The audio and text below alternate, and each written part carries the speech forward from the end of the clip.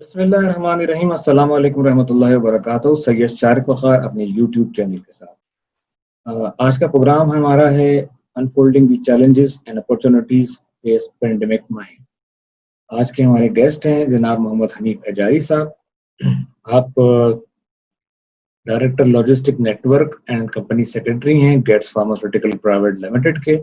इसके अलावा आईबीए की विजिटिंग फैकल्टी में भी आप मुंसलिक हैं और institute of cost and management accountant of Pakistan के वाइस प्रेसिडेंट रह चुके हैं 2009-2011 के पीरियड में। हनीफ साहब मुख्तलिफ मौज़ूआत पे और ख़ासतौर पर इकनॉमिक्स पे मुख्तलिफ फोरम पे बात करते रहते हैं और बड़ी गहरी नज़र रखते हैं पाकिस्तान की मीशत के ऊपर भी और ग्लोबल इकनॉमिक चैलेंजेस के ऊपर भी।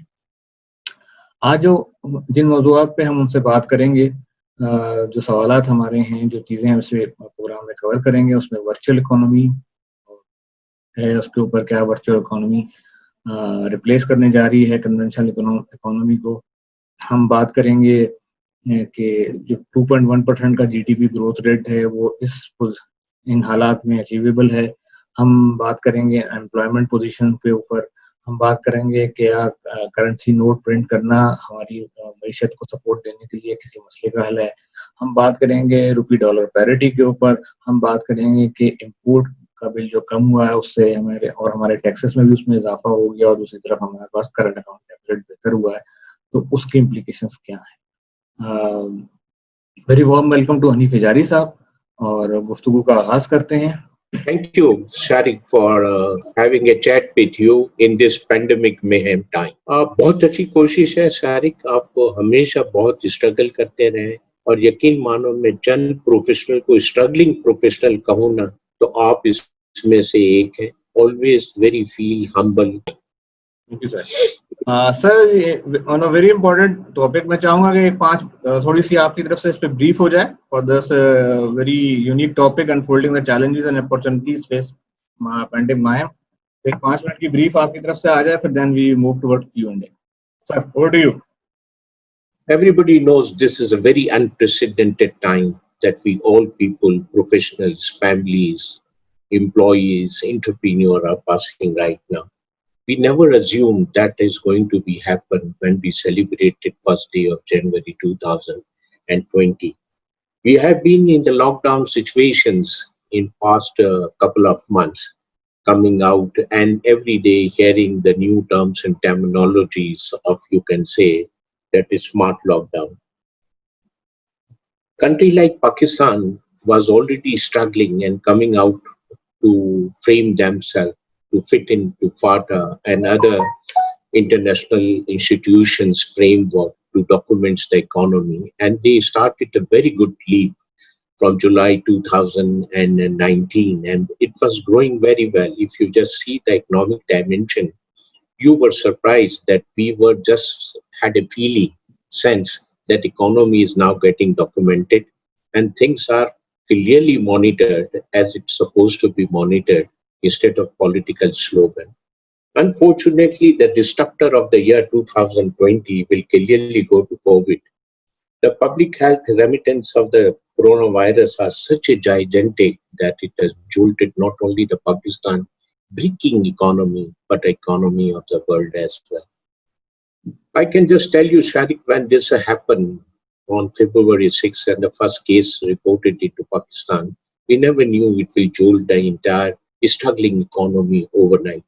We were carrying about 12 billion reserves on our State Bank of Pakistan, and this reserves combination was comprised of 3 billion loan or deposits placed by Saudi government to Pakistan State Bank with a condition this will not be used, but it is a parameter to seeking the loan from the different donors in the world.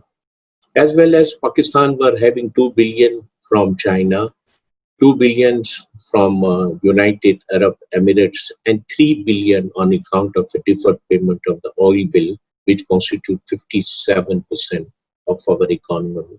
Now we were left with only 2 billions to play with. It was not even sufficient enough to get it through the 3 weeks import. And we have already seen the era in which we were on negative terms in technical cash flow, 15 billion. So the country was going very well, struggling. And you know, when you take the measures, nobody like to have a medicines to treat malaria even because of the bitterness. Things were going and overnight we got disturbed. And really, if the timely action would have not been taken by the government, I can say I give credit to the state bank governor, our finance minister, our young struggling people who have worked together to come up and stall any further damages. Frankly speaking, Sharik, there was one best barometer nowadays in Pakistan. When we see that some people goes for ailment or economy goes for ailment, we just see the echocardiogram of our US dollar parity. It shows an erratic heartbeat that needs immediate, you can say, the submission of the patient to any cardiogram ward or any cardiovascular hospital. So it has started. Thanks God, IMF have deferred their payment till 3 years. Then World Bank has also come up with a measure. Asian Development Bank has also come with the measures. Paris Financial Club has also come into measures, and then we halted that. Otherwise, the things would have been very, very much difficult. You might have seen the erratic heartbeat of the rupee. वो तो हम शुरू से ही कहते हैं कि our rupee is on, you can say, cardiovascular ward, dollar is escalating, or economy is in the ICU unit. So all these three things which were not controlled were tried to be controlled and bring in line with what we were anticipated. Then it has halted, things have started.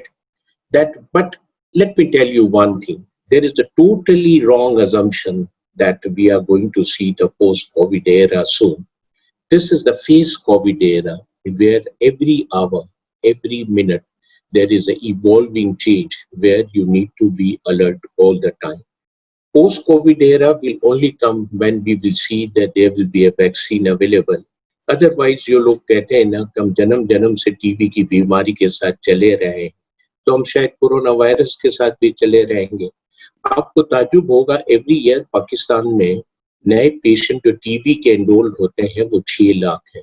और अगर पाकिस्तान को अगर TGF funds ना करे $500 million की, तो यकीन मानो टीबी से काफी लोग फौत हो सकते हैं. तो हम इसको भी इसी तरीके से लेके चलेंगे. दूसरा, हमारी सीरियसनेस भी नहीं थी. We still, there are many people thinking that this is a rumor, this is not any viral disease at all. हालांकि स्टेटिस्टिक्स इसका कुछ बरक सी कह रही हैं. बट लेट्स, जो हुआ वो हुआ. हमें फेस कोविड में कैसे फेस करना है इसकी बात करते हैं. और फिर पोस्ट कोविड अगर आया भी तो 2021 के अंदर कहीं पे लास्ट क्वार्टर के अंदर आया. बात ये है कि remdesivir is curing, but it's cure only up to the 20% of the patient जो कि वेंटिलेशन पे जाते हैं. अभी एस्ट्राजेनेका की जो वैक्सीन आ रही है, it will be launched in the month of September. This people say on the performance scale 40% करेगी, but कोई क्यूरिंग वेसल अभी तक पाइपलाइन में नजर नहीं आ रही. बहुत बड़ी मेडिकल और बहुत बड़ी इकोनॉमिकल गेन भी हो रही है इसके अंदर, because we are not even minnow to this. So हमें अपनी पोजीशन को, जो कुछ भी हम बात करते हैं, उसको देखना चाहिए कि हम वहाँ कहाँ खड़े थे और अल्लाह पाक ने अभी तक हमें कहाँ खड़ा किया है. वरना यकीन मानो 26 फरवरी को हम बनाना पील पे खड़े हुए थे. अगर हमें ये सपोर्ट टेम्परेरी नहीं मिलती डिफर्टमेंट ऑफ लोन की, तो हमें मॉरिटोरियम डिक्लेयर करना था.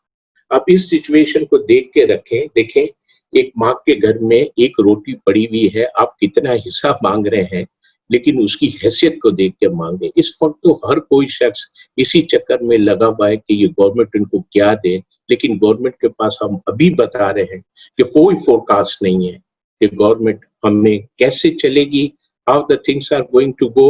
हम इस वक्त क्राइसिस में हैं, और क्राइसिस के पीरियड में every person of the society have to play their due roles. Right now, you have mentioned about the rupee dollar parity.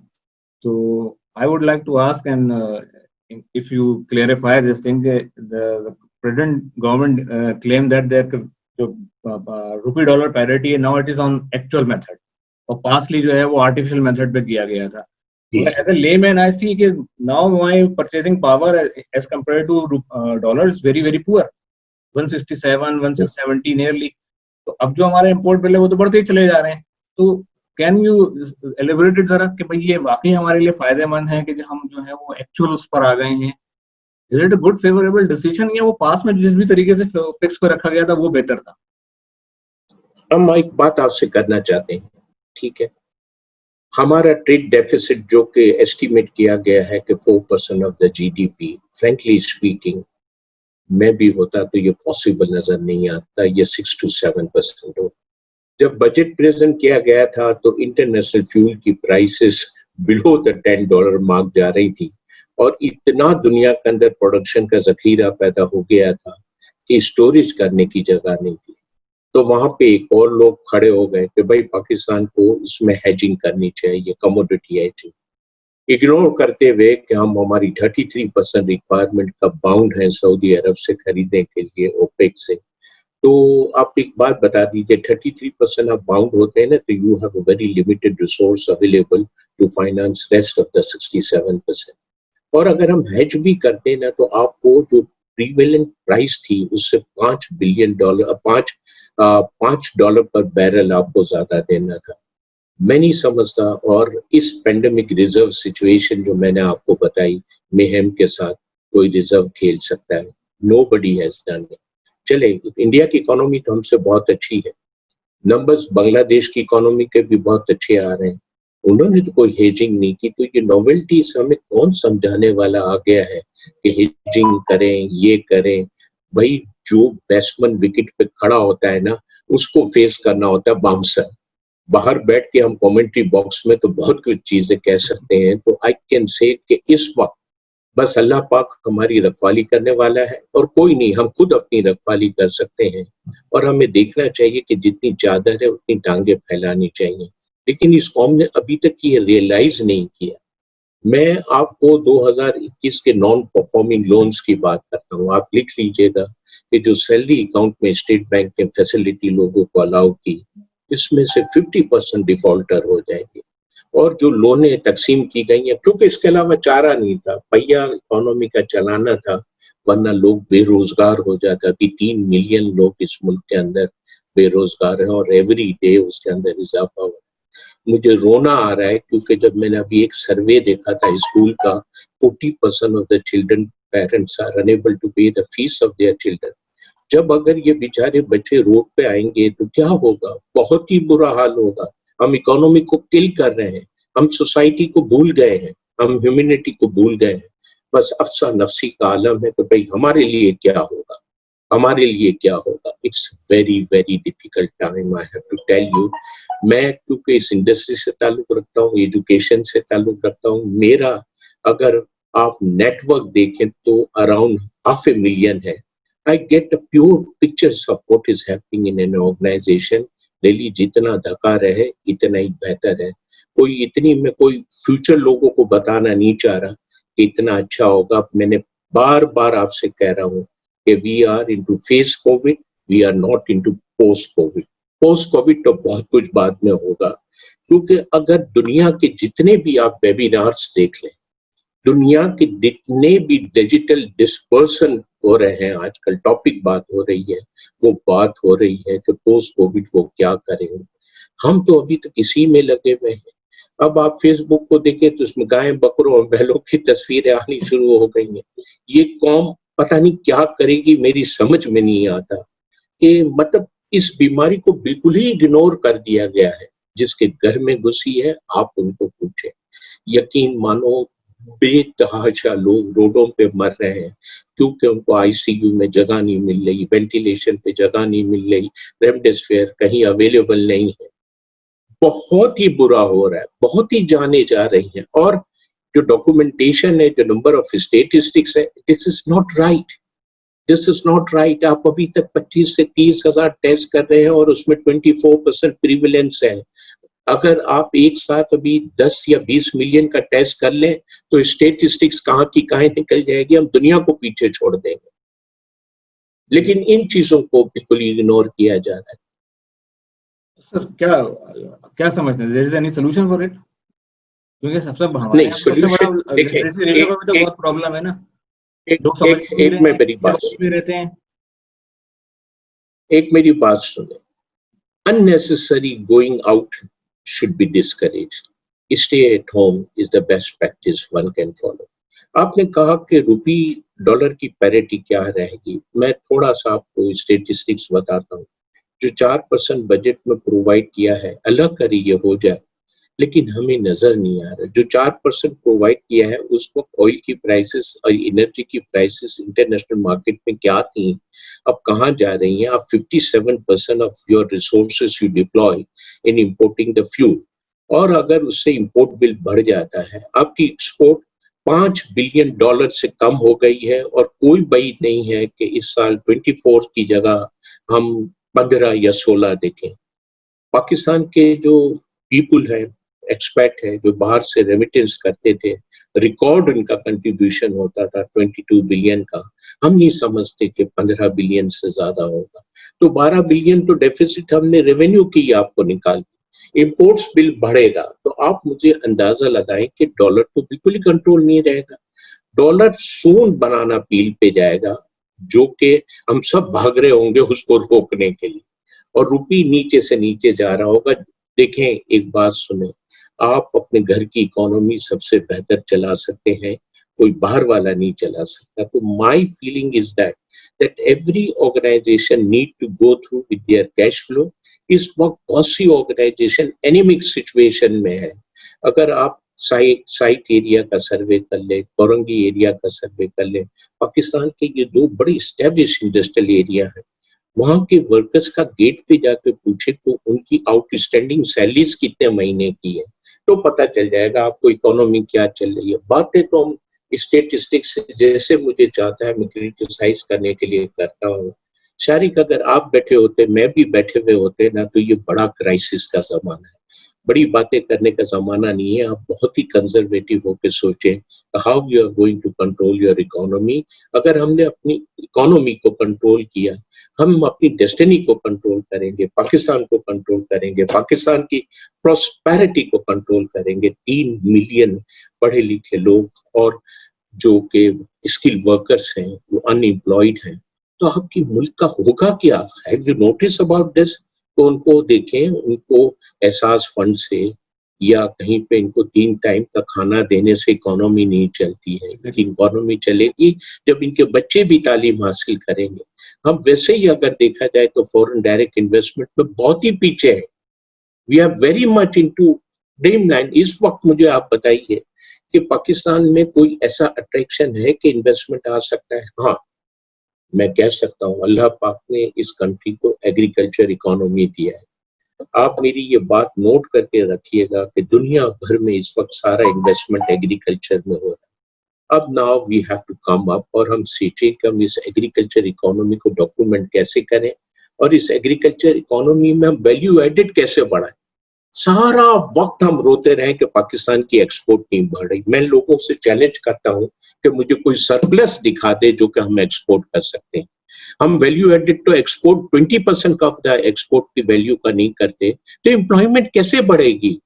Very unfortunate. और फिर वेरी अनफॉर्चुनेट, हमने फ्री ट्रेड एग्रीमेंट साइन किए हुए हैं, China से किए हुए हैं, अब टर्की से करने जा रहे हैं, थाईलैंड से करने जा रहे हैं। उसमें फ्री ट्रेड एग्रीमेंट 2 कंडीशन पे साइन होता है। पहले तो ये कि ट्रेड बैलेंस जिस कंट्री के साथ हम करते हैं उससे हमारी इंप्रूवमेंट आएगी। दूसरा ये होता है कि एम्प्लॉयमेंट बढ़ेगी। अनफॉर्चुनेटली दोनों में कुछ नहीं हुआ। तो अब नाउ इस वक्त हमें अपने से निकल के ऊपर कौम के लिए सोचने की जरूरत है, और उसके लिए मैं समझता हूँ कि हर किसी को पॉजिटिव क्रिटिक्स करनी चाहिए, और ये जो नेगेटिव क्रिटिक्स जारी है ना, it is rather very very very unfortunate. अभी जो फ्यूल की प्राइस बढ़ी, ठीक है ना, क्या आप फ्यूल खोद के खुद निकाल लें? 19.33 से 45 बैरल की प्राइस हो गई, तो आप समझ रहे हैं कि आप इसको फाइनेंस करेंगे, सब्सिडाइज करेंगे? 15 दिन करके दिखाएं, इकोनॉमी डूब जाएगी। अभी भी आपके रिजर्व 12 ही है। इस 12 में 90% मांगे के रिजर्व्स हैं। लोगों ने आपके पास फंड प्लेस करवाया, क्यों हम ये सोचते नहीं?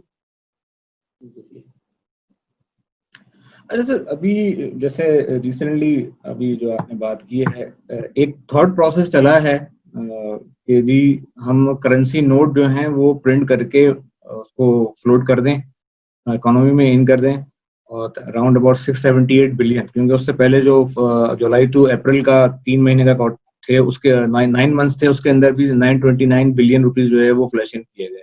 678 बिलियन जो है वो तकरीबन जो है वो जो 32.25 हमारे जो हाउस होल्ड है उनको पर हाउस होल्ड जो है वो 12,000 दें तो ये 678 बिलियन की फिगर बनती है। तो आप इस फिनोमेना को सपोर्ट कर देंगे, करेंसी नोट प्रिंट करके जो है, क्योंकि जाहिर है अब बाहर से लोन लेना इन हालात में तो और मुश्किल हो रहा है, और अगर आप आईएमएफ से लोन लेकर भी आते हैं तो वो पुरानी डेट सर्विसिंग में निकल जाता है, काम तो किसी आता नहीं है। तो आप समझते हैं कि ये फिनोमेना, और उसके ऊपर ये भी कहा गया है कि ये सिर्फ 1% देखिए, इन्फ्लेशन देगा, ये फिनोमेना किसी ये काम का है? सोचने की बात है, सोचने की बात है। मेरे पर्सपेक्टिव में पाकिस्तान में circulation of the money as against 3.1% of the GDP हमारा टैक्स कैलकुलेशन है ना। हम कोशिश कर के 3.5 पे ले जाएं, 4 पे ले जाएं, लेकिन ये हमारा ड्रीम ही रह जाता है। हमारी करेंसी जो सर्कुलेशन में है मार्केट में, रुपी और लिक्विड करेंसी सर्कुलेशन में है, वो 93% ऑफ आपकी जीडीपी है, जो इस बात को डिपिक्ट करती है कि कितनी ब्लैक इकोनॉमी आपके मुल्क के अंदर प्रॉस्पर कर रही है। अगर यही चीज आप देखें ना, मैं किसी और से, अमेरिका से कंपेयर नहीं करता, मैं यूके से कंपेयर नहीं करता, या मैं कोई एडवांस कंट्री से कंपेयर नहीं करता, मैं श्रीलंका, इंडिया और बांग्लादेश से कंपेयर करता हूं, तो इनकी circulation of the currency note in the market as compare to GDP और circulation of the currency note in Pakistan, for Pakistan देखें तो बहुत ही बड़ी डिस्पैरिटी है। दूसरा, बॉस, आप इंपोर्ट इकोनॉमी है, ठीक है, रुपी में सर्कुलेट करूंगा तो इन्फ्लेशन होगा पंप, आपकी रुपी वैल्यू जो डिस्पैरिटी है वो जो आपकी डॉलर के साथ है वो तो बिल्कुल ही अनकंट्रोलेबल हो जाएगी, ठीक है ना। हमें चाहिए कि हम हमारी प्रोडक्शन पे कंसंट्रेट करें, डोमेस्टिक प्रोडक्शन को बढ़ाएं, और फिर हम एक्सपोर्ट की वैल्यू एडेड एक्सपोर्ट पे जाएं। शारिक, जहां बहुत सी नेगेटिव बातें हैं, मैं तुम्हें कह रहा हूं कि 1 साल पहले अल्लाह पाक ने अगर मुझे और आपको हयाती दी, आप देखिएगा कि इस कंट्री की एग्रीकल्चर सेक्टर में इतना फॉरेन इन्वेस्टमेंट आएगा कि आप और मैं तस्वुर भी नहीं कर सकते, क्योंकि पूरी टेक्नोलॉजी आएगी और इस मुल्क के जो फूड और जो रिलेटेड एग्रीकल्चर इकोनॉमी है उसमें बहुत अच्छा फंड आने के चांसेस है। लेकिन जो चंद गुड परफॉर्मिंग इंडस्ट्री है, जैसे मैं फार्मास्यूटिकल हूँ, उसको इतना शिकंजे में रखा हुआ है कि उस इंडस्ट्री को सांस लेने तक का टाइम नहीं है। और वही इंडस्ट्री अगर आप देखें तो पाकिस्तान के अंदर सबसे ज्यादा हाईली क्वालिफाइड लोगों को एम्प्लॉयमेंट देती है, उसमें एक्सपोर्ट के भी चांसेस है। पाकिस्तान का इंपोर्ट बिल, जो कि हम इतने लग्जरी में है कि जो प्रोडक्ट्स पाकिस्तान में एम्पल प्रोड्यूस हो रहे हैं वो भी हम इंपोर्ट कर रहे हैं इंडिया से और any other countries of the world, हम इसको रिड्यूस करें। देखें, हमें बहुत अच्छा राशनलाइजेशन की जरूरत है। अनफॉर्चुनेटली माँ बाप से ज्यादा तो कोई औलाद को मोहब्बत नहीं करता ना, है कोई दुनिया के अंदर? कोई है? नहीं है ना। माँ बाप की औलाद की सबसे अच्छी परवरिश कर सकते हैं, ठीक है, लेकिन ये फंक्शन भी हम आउटसोर्स एफबीआर को कर दें, ठीक है, इकोनॉमी चलाने का, तो भाई तुम चलाओ, तो वो तो एक ट्यूशन पढ़ा के चले जाते हैं। और आप जितनी वहां पे रोटेशन ऑफ जॉब्स हो रही हैं, किसी का डेडिकेशन नहीं है। कोई, मैं नहीं समझता कि कोई भी डिसीजन कंट्री के लिए लिया जा रहा है, इंसान अपनी बचत के लिए लिया रहा है। वंस अगेन एवरीबडी, मेरे प्रोफेशनल यंगस्टर्स, इनको रिक्वेस्ट करता हूँ कि वो अपने आप को चेंज कर लें। आपने ये नहीं पूछा कि अब चेंज होने वाला क्या है। देखिए, 2 टाइप की एम्प्लॉयमेंट होगी, एक ऑनलाइन एम्प्लॉयमेंट होगी और एक ऑन साइट एम्प्लॉयमेंट होगी। अब आप ये समझते हैं कि प्री कोविड सिचुएशन बहाल होगी? नहीं, पोस्ट कोविड आने के बाद हमने बहुत कुछ लर्न किया है। Digital economy, virtual working have started paying and yielding the result. तो हमें टेक्नोलॉजी पे बहुत इन्वेस्टमेंट करना है।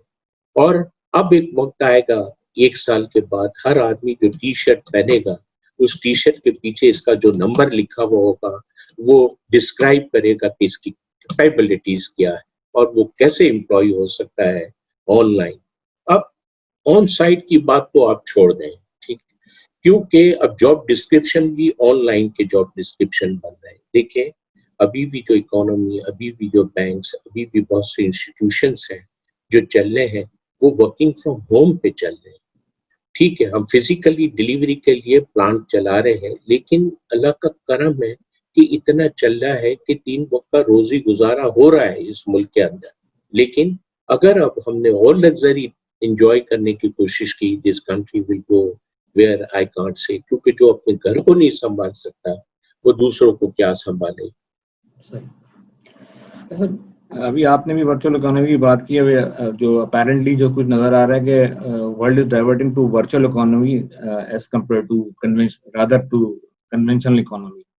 और इसमें अगर हम पाकिस्तान की सिचुएशन में देखें तो हमें जो 2.1% का टारगेट बजट में किया गया है जीडीपी ग्रोथ के लिए, एंड जो आईएमएफ के फिगर हैं वो भी 2020 के अंदर जो है वो 6.2% से अनएम्प्लॉयमेंट के अंदर, जिसमें 3-4 मिलियन जो है वो कोविड की वजह से भी ऐड हो गया, यानी 13 मिलियन के करीब लोग जो है वो ऑलरेडी घर बैठ गए। तो डू यू थिंक कि दिस 2.1% जीडीपी ग्रोथ जो है is achievable in current circumstances? और अगर देखिए current virtual year economy flourish करती है तो फिर तो जो हाईली टेक्निकल लोग होंगे वो तो घर बैठ के काम चला रहे होंगे या ऑनलाइन काम चला रहे होंगे। देखिए हम आपसे 2 बातें करते हैं, आपने 2 चीजें टच की है। एक तो जीडीपी का किया है, एक घर में बच्चा हर साल फेल हो रहा है, ठीक है, अब हम मारते हैं तो वो कहते हैं नहीं नेक्स्ट ईयर में फर्स्ट डिवीजन लाऊं। यही हमारे एजम्पशन जीडीपी पे है। अच्छा। हम इस साल कॉन्ट्रैक्ट हो रहे हैं 0.4% से, जो अभी लेटेस्ट फिगर आई है आईएमएफ की और वर्ल्ड बैंक की, तो हम इस दफा नेगेटिव में, ठीक है, और नेक्स्ट ईयर हम 2.1% पॉजिटिव दिखा रहे हैं। No, once again IMF and World Bank जो कह रही है वो ये कह रही है कि अगर हमने हमारे हालात को सुधारा तो maximum we will be able to generate 1% GDP. जिस कंट्री में 2.2% पॉपुलेशन ग्रोथ अल्हम्दुलिल्लाह हमने सस्टेनेबिलिटी के साथ मेंटेन कर रखा है जब से पाकिस्तान आजाद हुआ, ठीक है, 1% पॉपुलेशन की ग्रोथ को अकोमोडेट करने के लिए एम्प्लॉयमेंट में इंटरनेशनल इकोनॉमिस्ट कहते हैं कि आपके अंदर 8% इंडस्ट्रियल ग्रोथ आना चाहिए। आप मेरी पिछले 5 साल की उठा के देख लें कि हमारे इंडस्ट्रियल ग्रोथ कितना आया है, ठीक है। इसका मतलब ये है कि हमारे मुल्क में अनएम्प्लॉयमेंट बढ़ेगी, लेकिन अनएम्प्लॉयमेंट के लिए हमें वो चीज नहीं करनी चाहिए कि बस आदमियों को हम प्रोड्यूस करें कि वो नौकरियां करें। आदमियों को हम प्रोड्यूस करें कि वो छोटे छोटे इंटरप्रेन्योर बने और इंटरप्रेन्योर बनने के बाद सक्सेसफुल कंट्री को लेके जा सकते हैं। इसके बाद आपने बात की वर्चुअल इकोनॉमी की। देखिए वर्चुअल इकोनॉमी में 2 है, अगर आप बिटकॉइंस और अदर करेंसीज की बात करते हैं तो मैं इसका आपको बिल्कुल भी नहीं कहता पाकिस्तान आइंदा 10 साल तक भी नहीं कर सकता, और दुनिया भी अभी उसमें नहीं आ सकती क्योंकि रेगुलेशन फ्रेमवर्क अभी तक डिसाइड नहीं हुआ।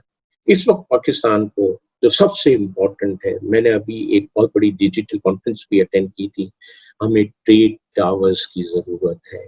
One trade portal needs to be member by State Bank of Pakistan, Chamber of Commerce, different banks, and then by ICT, by ICC and by FinTech.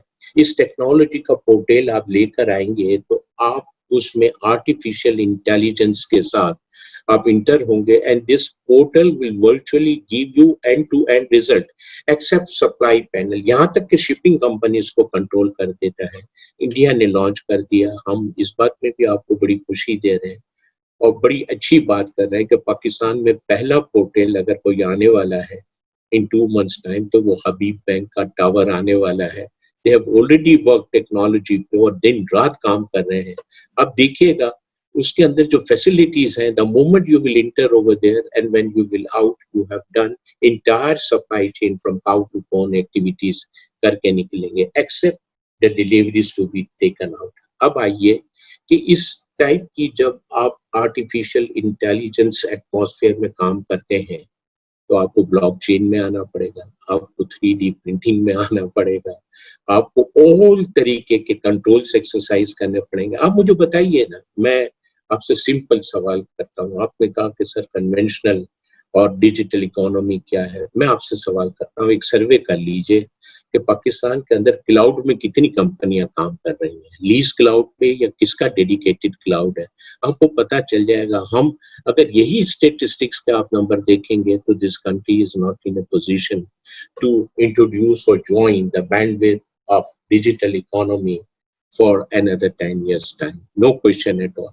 मेरे भाई एक बात मैं बताऊं, जिस कंपनियों में ट्रेडिंग कंपनियों में 90% लेजर अभी आज से लिखे जा रहे हो, जहां पे इंटरप्राइज मैनेजमेंट सिस्टम ना हो, जहां पे कोई एसएपी की कितनी इंस्टॉलेशन है पाकिस्तान में, can you just tell me, एक फिगर बता सकते हैं? बहुत ही कम। बहुत कम होंगे sir, oracle double digit. Financial की कितने?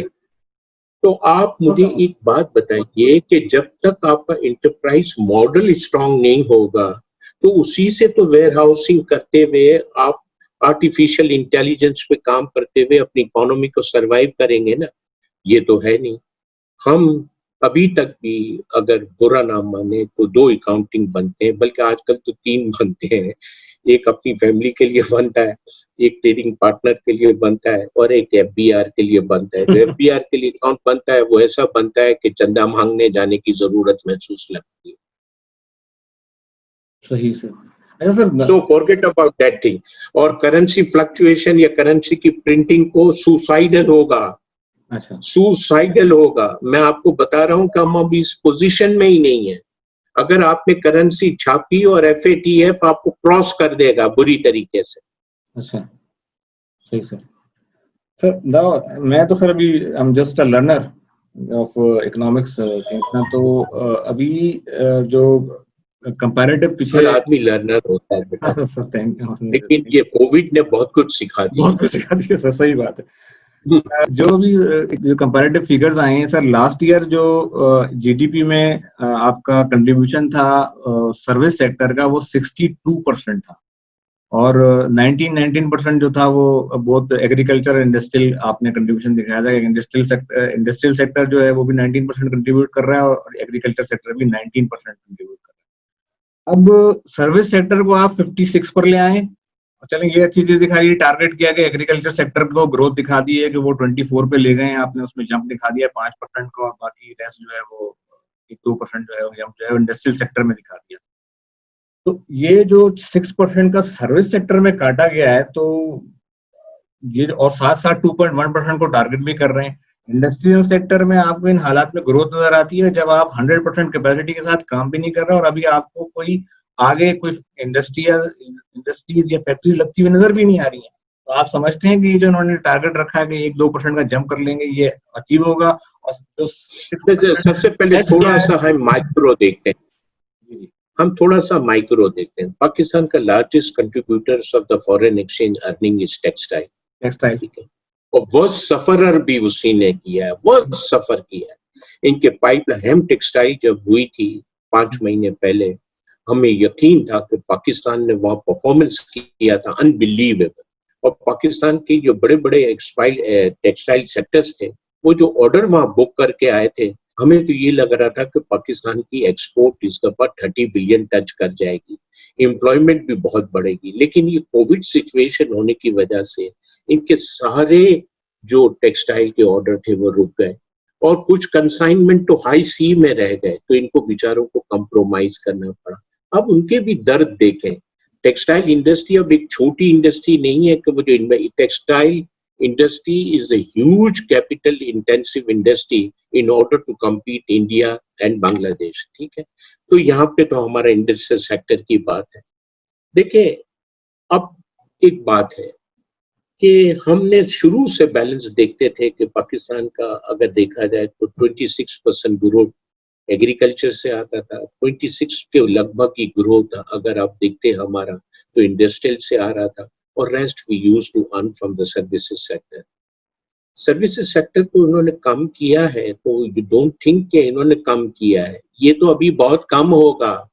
जब आपके जितने भी जो इंटेलेक्चुअल टैलेंट्स मुल्क से बाहर हैं जो वापस आएंगे, तो आप उनको कहाँ एकोमोडेट करेंगे? आपके पास कोई ऐसा इंफ्रास्ट्रक्चर नहीं है यार। इस वक्त तो ये है कि आप अपनी पहले सारा ड्यू डिलिजेंस करें कि हम कहाँ खड़े हुए हैं, कि ये अभी तक 70 साल से ये डॉक्यूमेंटेड इकोनॉमी नहीं बनी, ठीक है। Services sector was prospering. Pakistan was in a position कि हम IT solution और बहुत कुछ दुनिया भर को ऑफर कर रहे थे. अब दुनिया अपने लिए देखेगा कि इनके रिसोर्सेज कैसे अकोमोडेट होते हैं, तो आउटसोर्सिंग का कॉन्सेप्ट बहुत हद तक कम हो जाएगा. हम आपको ये बात बता रहे हैं कि post Covid working scenario will completely B change. दुनिया के अंदर कंप्लीटली चेंज हो जाएगा. जो अभी तक हमने देखिए, एक बात तो है कि हमें पढ़ने की आदत नहीं है, हम इंटेलेक्चुअल आर्टिकल्स नहीं पढ़ते. दुनिया के अंदर अभी जितने वेबिनार्स हो रहे हैं पोस्ट कोविड के लिए, आप उसको पढ़ें तो आपको पता चलेगा और आप अपनी कंट्री को वहां प्लेस करें तो you will come to know कि हम कहाँ खड़े हुए हैं. लेकिन मुझे अल्लाह की जात से पूरा भरोसा है. देखें, रब्बुल इज्जत ने हमें एग्रीकल्चर दिया है. एग्रीकल्चर को हमने टेक्नोलॉजी के साथ एडवांस किया तो एग्रीकल्चर मैं समझता हूँ अभी आप 56-70% तक जा सकता है. वैल्यू एडेड एग्रीकल्चर पे हम आ जाए. हम फार्मा और केमिकल सेक्टर्स को प्रोस्पर कराएं. इंजीनियरिंग सेक्टर में हमें अभी बहुत बड़ा टाइम लगेगा. टेक्सटाइल, इसको खड़ा होते होते होते होते अभी 3 से 4 साल लग जाएंगे. और टेक्सटाइल की सेक्टर्स के अंदर जो प्राइसिंग है इंटरनेशनल मार्केट में, इंडिया अपनी कैपेसिटी बेचना चाह रहा है, बांग्लादेश अपनी कैपेसिटी बेचना चाह रहा है, तो पाकिस्तान को इनके साथ कॉम्पीट करना बहुत मुश्किल है.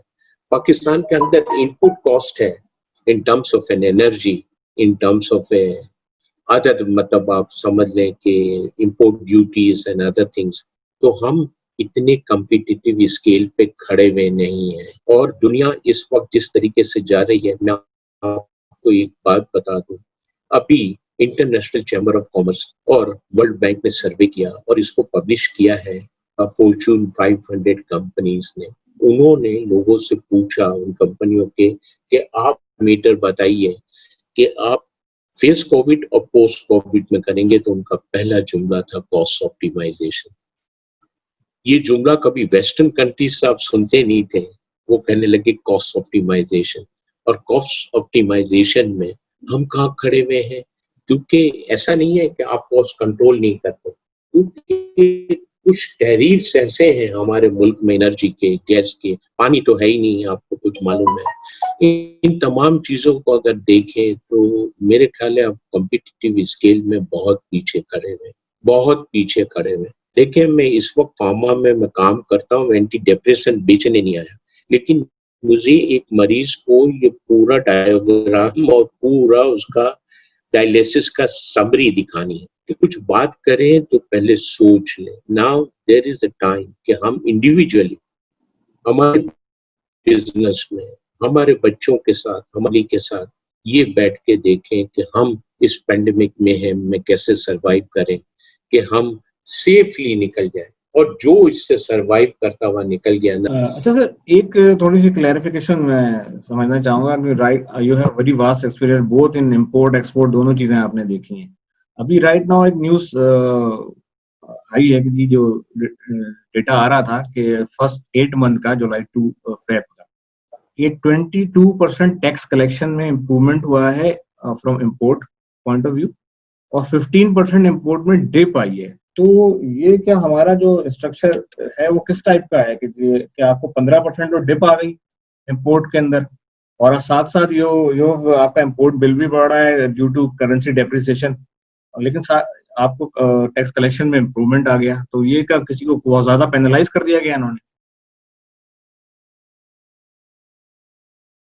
नहीं, देखिए, एक मेरी बात सुने. इंपोर्ट बिल में जो कमी आई है वो इंटरनेशनल ऑयल प्राइसेस की वजह से आई है. और दूसरी ये कि हमारी कंट्री में through import duty management measurement हमने जो ना शुरू किया तो वो कंट्रोल होना शुरू हुआ. लेकिन देखिए, हम तो एक इस दौर से गुजर रहे हैं कि अगर हम हमारा इंपोर्ट कंट्रोल करते हैं तो हमारा लोकल रेवेन्यू कम हो जाता है, एफबीआर का रेवेन्यू कम हो जाता है, उसमें इंपोर्ट ड्यूटी तो देखें जो अर्न करती है गवर्नमेंट, वो कम हो जाता है. तो हमें बैलेंस करने की जरूरत है. और देखें, एक बात मैं बताऊं कि जो जाने लग गई थी, नंबर ऑफ एसएससीज हमारे 30% लोग बढ़ गए थे और जाते, तो हम यकीन माने इसमें हमने वंस अगेन टोटली वहां जाके खड़ा कर दिया है कि जहां आप इन्वेस्ट नहीं कर सकते, how the things are going to go about that. और दूसरी बात, जो टैक्स कलेक्शन की बात है, जो हमने 1 ट्रिलियन यानी ऑलमोस्ट 26% का जो ग्रोथ पोटेंशियल वहां पे रखा है फॉर द कमिंग ईयर, जो ईयर जिसमें हम बैठे हैं, वो हमें दावा नजर नहीं आ रहा। वजह ये है कि देखिए, हम में इनिशियल ड्राइव भी नहीं है। आपको मालूम है एनआईसी की कंडीशन थी 50,000 पे जी जी ट्रांजेक्शन हो, तो अब वो 100,000 पे कर दिया गया है, if I am not wrong. तो ये ये इस बात इंडिकेशन करता है कि हम कितने स्ट्रांग हैं इस टैक्स ड्राइव को कलेक्ट करने के लिए। हम अभी भी कह रहे हैं कि हम में अगर विद होल्डिंग टैक्स का कॉन्सेप्ट नहीं होता, which contribute 93% of the tax collection, हम वॉलंटरीली टैक्स देने के अभी तक भी वो हमने या माइंड सेट नहीं बनाया। देखिए, हमें माइंड सेट बनाने की जरूरत है। अगर मैं टैक्स पे नहीं करता, मैं रियली वो बात नहीं करता, तो मैं कैसे कहूंगा? मैं एक बात बता, हम अल्हम्दुलिल्लाह वर्किंग इन ए कंपनी, और जैसे आपने कहा कि एक्सपोर्ट पे देखते हैं, आपको मालूम है जो पहला पैरामीटर में वो वहां पे दिखाता हूँ वो क्या है, कि we are the largest tax payer of income tax and value added tax in Pakistan. देखें ये स्लोगन दुनिया के अंदर कैसा काम करता है कि this is a highly compliance company. आप यहाँ पे बिलियंस ऑफ वर्थ की कंपनियां काम कर रही हैं, और उनकी बैलेंस शीट उठा लें तो हमें ऐसा लगता है कोई खैराती इदारे की बैलेंस शीट है। हम्म। ऐसे एक जनरल परसेप्शन है कि जी हमारे यहाँ लोग टैक्स नहीं दे रहे, लेकिन अगर आप इस पॉइंट ऑफ व्यू से देखें डायरेक्ट टैक्सेशन में, तो हमारे यहाँ एक ऐसा आदमी भी जिसकी आमदनी काबिल टैक्स नहीं है, चाहे वो स्वीपर है, चाहे वो 12,000 कमाता है, चाहे 10,000 कमाता है, वो एक प्रीपेड कार्ड भी खरीदता है टेलीफोन का, तो वो टैक्स पे करके खरीदता है। तो घर इनडायरेक्ट टैक्स तो मेरे ख्याल है सब ये दे रहे हैं, कम्युनिटी सबसे ज्यादा पे कर रही है। सारे लोग ही दे रहे हैं, तो हर आदमी तो टैक्स पेयर है। तो हमें कोई ऐसा मैकेनिज्म नहीं डेवलप कर लेना चाहिए कि भाई इनडायरेक्ट टैक्सेशन को ज्यादा, क्योंकि देखिए टैक्स का देखिए, बर्डन तो इकोनॉमी ग्रोथ नहीं करेगी जब तक डायरेक्ट टैक्सेशन का इकोनॉमी में कंट्रीब्यूशन नहीं बढ़ेगा। अच्छा और नंबर ऑफ एसएससी अभी भी आप समझते हैं कि पाकिस्तान में 1.5 मिलियन होने चाहिए? मैं तो नहीं समझता। 1.5 तो सिर्फ कराची में होने चाहिए, एग्जैक्टली लाहौर को तो भूल जाओ। अभी 1.5 तो कराची में होने चाहिए। कराची, लाहौर और ये बड़े बड़े शहर के अंदर ही अगर लोग अपने आप को वॉलंटरीली टैक्स भरना शुरू कर दें तो ये इकोनॉमी का पहिया चल जाएगा। बिल्कुल चल जाएगा सर, बिल्कुल चल जाएगा। मैं सर इसे थोड़ा सा लास्ट में बस आपको कंक्लूजन की तरफ जा रहा है प्रोग्राम, तो आपसे ये एक ओवरव्यू लेना चाहूंगा कि अभी जो ये करंट बजट आया है, तो एक जिन्होंने पेश किया वो ये कहते हैं कि ये तो बड़ा यूजर फ्रेंडली बजट है और आवाम दोस्त बजट है, ठीक है जी, और बिजनेस फ्रेंडली बजट है, जबकि और नया टैक्स कोई नहीं लगाया गया। और जबकि दूसरी राय ये है कि हिजब इख्तिलाफ ये कहते हैं नहीं जी अवाम दोस्त बजट नहीं है और बड़ा महंगाई का जोर बढ़ेगा और मिनी बजट आएंगे, और एक दो झटके आना शुरू हो गए हैं बिजली के रेट्स में, और फौरी तौर पे आपने पेट्रोल पे भी इम्पैक्ट देखा। आपकी क्या राय है, क्या ओवरव्यू है? देखिए, हम बहुत ही सिंपल बात करते हैं। सबसे पहले ये बजट है, is not a budget, it is an exercise they have carried out under the circumstances to make window dressing to look the picture beautiful. Correct, बिल्कुल सही कह रहा हूं। इस दफा नया बजट ही नहीं लाने करते थे। हमारे बहन भाइयों की पुरानी किताबों को नई बाइंडिंग करके हम स्कूलों में ले जाते थे। तो जो हमने जो बजट का फिगर्स था 19 का, उसी को दोबारा रिपीट कर लेते तो बेहतर रहता है। इतना टाइम लगाने की जरूरत नहीं है। एक भी नंबर्स इसमें जो प्रोजेक्ट किया गया है मेंटेनेबल नहीं है। देखिए, हम सिर्फ आपसे एक बात करते हैं, कोई भी नंबर्स मेंटेनेबल होता है सर्कमस्टांसेस पे और एनवायरनमेंट पे। आप अभी भी फेस कोविड में है, अभी पोस्ट कोविड में नहीं आए। हर रोज नई नई चीजें इवॉल्विंग आपके पास आती रहेंगी। अनएम्प्लॉयमेंट एक स्पाइक क्रॉस करेगा, इकोनॉमी में महंगाई का इजाफा होगा। ये जरूरी नहीं कि ये गवर्नमेंट फेल हो गई, ये हो गई, वो हो गई, ठीक है ना। यहाँ तो एक उसूल है, when the matter of the money comes religion of everybody same, ठीक है।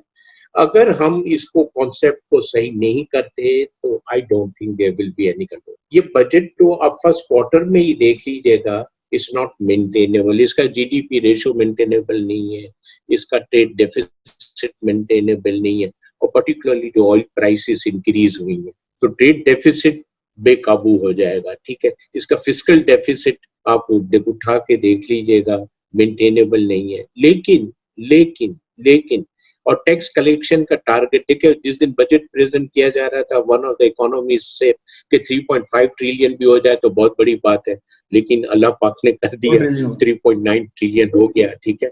हम समझते थे अगर 4.5 भी कर लें तो बहुत बड़ी बात है, और 4.5 पे भी हम खड़े रहते हैं तो हमारी इकोनॉमी कैसे डिस्टॉर्टेड नंबर देगी, यू डोंट नो बेटा। एक बात मैंने पढ़ी है, ठीक है, और वो वॉल स्ट्रीट जर्नल में है, जो जिसके बाद मैं क्लोज करता हूँ। उसने कहा था कि what is an helicopter view of any countries economy, ठीक है। तो उसने कहा था कि only piezo factor will survive. पूछा गया कि what is piezo, fit in and stand out. वो जो लोग fit in and stand out होंगे अंडर द सर्कमस्टांसेस, चाहे बिजनेस हो, चाहे इंडिविजुअल हो, चाहे प्रोफेशनल हो, चाहे इंटरप्रेन्योर हो, वही सर्वाइव करेंगे। अदरवाइज फॉरगेट अबाउट इट कि हम सर्वाइवल की तरफ सोचेंगे। दूसरी चीज देखें, आप दूसरों पे इन्हिसार करना छोड़ दें कि हुकूमत हमारे लिए क्या कर रही है। क्या हुकूमत ने हमारे घर पे आर्म फोर्सेस खड़ी कर रखी है कि हम अपनी रोजगार की दगोदौ के अंदर ना निकले, हम जिंदगी की जो हमारी सहूलियात और चीजें जो हमारी फैमिली को पहुंचानी है उसके लिए मेहनत ना करें, और एक आसरा करके बैठे रहें कि भाई नहीं गवर्नमेंट ही सब चीजें करेगी, ये फॉरगेट। अब individual have to take a decision. जो पोस्ट कोविड के अंदर सिचुएशन है उसमें याद रखिएगा, कल ही फिर हार्वर्ड बिजनेस रिव्यू ने एक बहुत अच्छा कोट कहा है कि अगर हम एग्जिस्टिंग सिस्टम के लिए लड़ना चाहते हैं इसके खिलाफ, तो हमें न्यू बिजनेस मॉडल लाना होगा, और वो न्यू बिजनेस मॉडल वही आपको रिक्वायर्ड स्पार्क देगा to survive in phase Covid and post Covid situation. Sir एक बस लास्ट कंक्लूडिंग क्वेश्चन कि as you are a finance professional और आईबीए की फैकल्टी में आप पढ़ाते भी रहते हैं, और इंस्टीट्यूट में भी, आईसी में भी हमें आपसे मुस्तफीद होते हैं, और so many professionals from IC में भी आपको इंस्पायर हैं, आपकी तरफ देखते हैं और कोशिश करते हैं कि आपसे और ज़्यादा सीखें। आप क्या समझते हैं कि इन करंट सिनेरियो फाइनेंस प्रोफेशनल को अपने आप को और मजीद क्या रीस्किल करना चाहिए, एंड उनको बियॉन्ड दी बाउंड्रीज जो है वो और क्या सोचना चाहिए? देखिए, मैं फाइनेंशियल प्रोफेशनल था, अभी भी चेयर करता हूँ, लेकिन मैं अभी भी मेरे आईसीएम के स्टूडेंट को, जो मेरी प्रोफेशनल बॉडी है, उसको कहता हूँ कि अंडर पेंडेमिक में हम कोर्स आउटलाइन को रिविजिट करें। Is it going to serve in the face Covid and post Covid situation? याद रखिएगा, ये दुनिया ग्लोबल सप्लाई चेन पे चलेगी। अगर डिमांड एंड सप्लाई की पैरिटी को आपने मेंटेन नहीं किया तो फाइनेंशियल ट्रांजैक्शन कहाँ रिकॉर्ड करोगे भाई? पहले आप उसी पे आए, और जैसे मैंने अभी आपको कहा कॉस्ट ऑप्टिमाइजेशन की पूरी कोर्स आउटलाइन आईसीएमए की कोर्स आउटलाइन के अंदर है, उसको रिविजिट करें और देखें कि अब जो आइंदा आने वाली नस्ल है और जो क्वालिफाई की गई है उसको इन लाइन पे कैसे अपडेट किया जा सकता है। मुझे आपसे बल्कि एक इल्तिजा है कि जो प्रैक्टिकली फील्ड के लोग हैं ना, इनको अपने चैनल पे लाइए और उनसे सुनिए, ठीक है ना, कि इनका पेन और बर्निंग चीज क्या है। वो जो बातें करेगा ना, वो कोई दूसरा नहीं कर सकता। सही सर, बिल्कुल sir, thank you very much. Thank you very much Hanif Hazari साहब, आपने का बहुत शुक्रिया फॉर योर वैल्यूएबल इनसाइट, और टाइम इज रनिंग आउट। इंशाल्लाह हनीफ साहब को दोबारा बुलाएंगे। अभी सो मेनी थिंग कि हनीफ साहब के साथ एक सबसे बड़ा इशू ये है कि आपसे बातें करते रहो और बस सुनते रहो, तो मेरे ख्याल से तो हनीफ साहब के लिए 2-3 घंटे का सेशन भी कम ही होता है। इंशाल्लाह मैं आई विल कॉल हिम, आपके साथ एक सेशन और करेंगे इंशाल्लाह। And thank you very much sir again. और हमारा चैनल देखते रहिएगा, इसको सब्सक्राइब कीजिएगा और अपनी राय से आगाह कीजिएगा। इंशाल्लाह फिर किसी बार हाजिर होंगे। अस्सलाम वालेकुम रहमतुल्लाहि।